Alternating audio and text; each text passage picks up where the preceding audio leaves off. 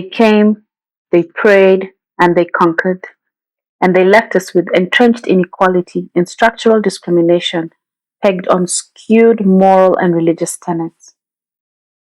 European powers, driven by imperialistic and economic ambitions, divided Africa into colonies without regard for indigenous cultures, languages, or pre existing political and social structures. The borders they drew in Berlin continue to be problematic to date, but the most profound and lasting effect has been how coloniality has shaped the socio-economic and political landscapes of present-day Africa. Pre-colonial history shows women holding significant roles in governance, agriculture, trade, spirituality. Women were kings, queens, and fierce warriors. And yet today, we haven't managed to produce more than 10 African women presidents. 10 in 50 to 60 years of independence. This anomaly, I believe, can be traced back to the colonial era. The colonialists, particularly interested in African men as labor, reduced women, fashioned on their own social structures at the time, to the legal personality of children who could not own property or vote, and relegated them to domestic and subsistence roles. By criminalizing African customs, including traditional practices, and imposing foreign cultural and social norms, colonial authorities not only disrupted traditional social structures, but also devalued the role of women in societies.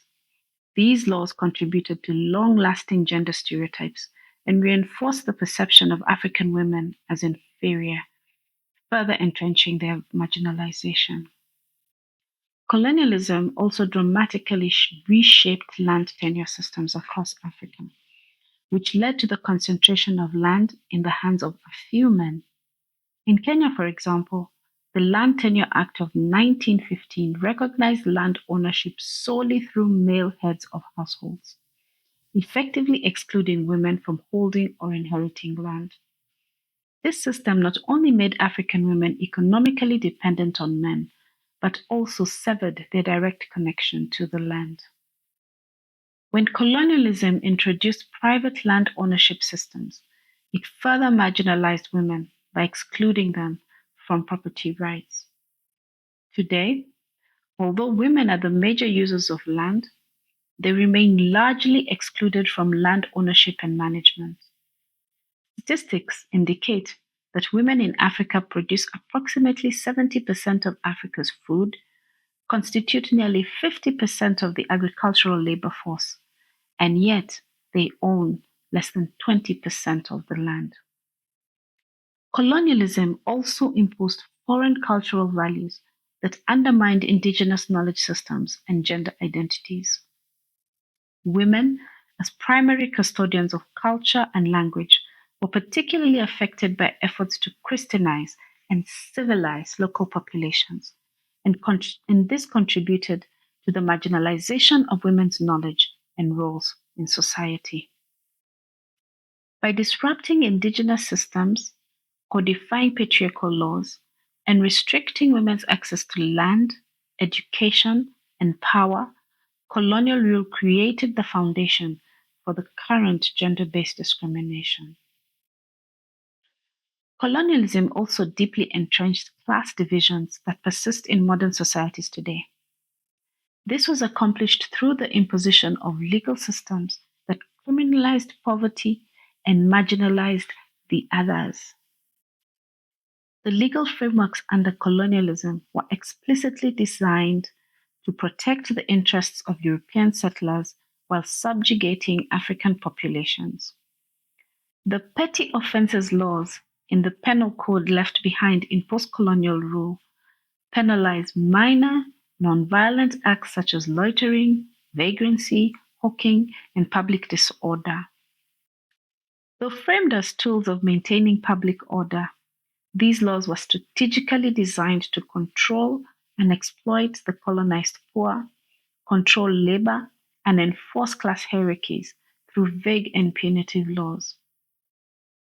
The British Vagrancy Act of 1824 was exported wholesale into British colonies, where it was used to arrest and control unemployed locals and former slaves or indentured laborers, forcing them back into the colonial labor systems.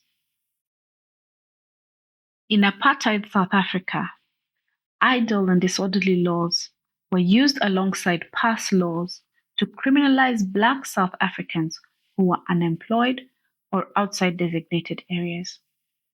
They were a tool for controlling labor and maintaining white economic dominance by regulating where Black people could live or work. Colonialism entrenched classism not only economically but also legally and socially by institutionalizing systems of control that preserved elite privilege and weaponized poverty. Unfortunately, after independence, most of these laws were retained and are often used to harass, incarcerate, and abuse um,